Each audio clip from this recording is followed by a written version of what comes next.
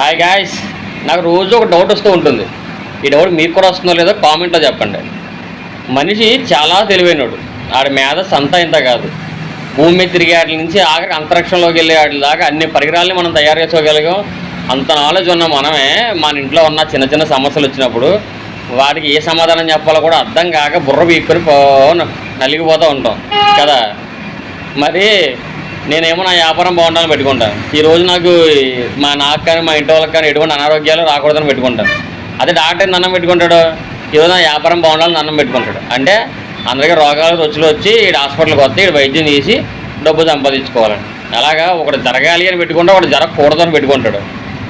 ఇంతమంది ఇన్ని కోట్ల మంది ప్రజలు ఇన్ని రకాల దండాలు పెట్టుకుని జరగాలి జరగకూడదని అడుగుతూ ఉంటే దేవుడు మాత్రం ఎక్కడి నుంచి తన నిర్ణయాన్ని తొందరగా చెప్తాడు.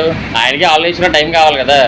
సో అందుకే మనకి ఏదైనా ఒక ప్రాబ్లం వచ్చినప్పుడు దేవుడు మనం ఎంత పెట్టుకున్నా సరే ఆయన దానికి ఆలోచించి సరైన సమాధానం ఇవ్వడానికి కొంత సమయం పడుతుంది. అప్పుడు దాకా మనం వేచి చూడడం తప్పితే మనం చేయగలిగేది ఏమీ లేదో నాకు అనిపిస్తూ ఉంటుంది. దీని మీద మీ అభిప్రాయం ఏంటి? కామెంట్ చేయండి.